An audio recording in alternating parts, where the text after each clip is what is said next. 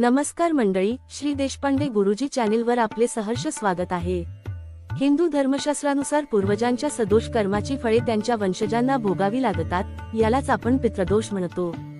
ज्योतिषशास्त्रानुसार आपल्या जीवनात अनेक प्रकारचे दोष असतात, त्यापैकी एक म्हणजे पितृदोष।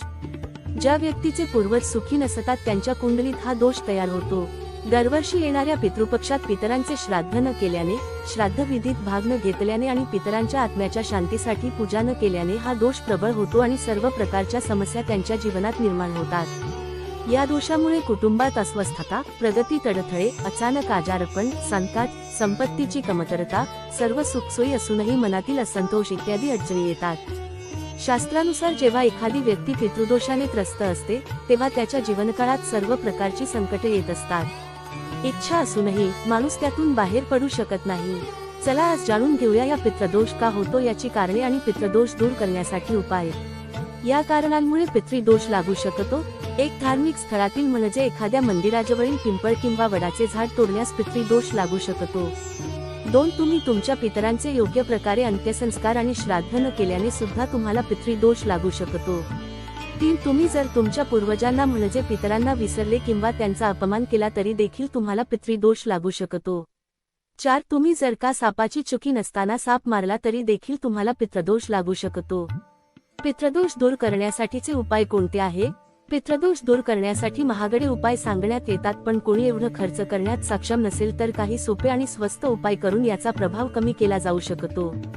एक कुंडलीत पितृदोष असल्यास त्या व्यक्तीने घरातील दक्षिण दिशाच्या भिंतीवर आपल्या स्वर्गीय नातेवाईकांचा फोटो लावून त्यावर हार चढवावा आणि प्रार्थना करावी।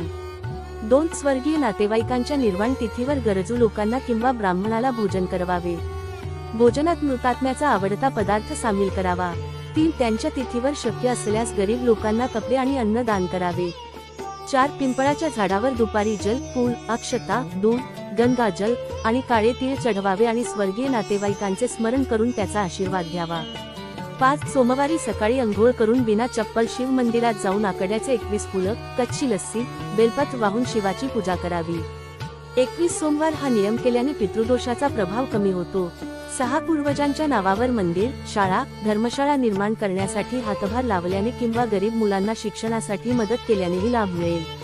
पितृदोष ओळखण्याची प्रमुख लक्षणे: स्वप्नातील संकेत, स्वप्नात मृत नातेवाईक, आईवडील, आजी, आजोबा अन्नाची मागणी करताना किंवा रागावलेले दिसणे। कुटुंबातील अडचणी, घरात वारंवार कोणाचे तरी आजारी पडणे, असाध्य रोग होणे। विवाह आणि संतती, मुलींच्या विवाहात अडथळे येणे किंवा वंशवृद्धी न होणे, गर्भपात होणे। आर्थिक संकट, कितीही मेहनत केली तरी यश न मिळणे, सतत कर्जबाजारी होणे। कौटुंबिक कलह, घरात विनाकारण भांडणे होणे, सदस्यांमध्ये तणावपूर्ण संबंध असणे।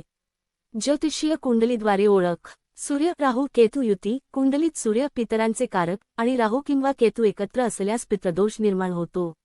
9वे स्थान, कुंडलीतील भाग्यस्थान किंवा 9व्या घराचा स्वामी कमजोर असेल किंवा राहू, शनीच्या प्रभावात असेल तर पितृदोष असतो। अधिक माहितीसाठी खाली दिलेल्या नंबरवर संपर्क करा। व्हिडिओ आवडला असेल तर चॅनेल सबस्क्राईब करा।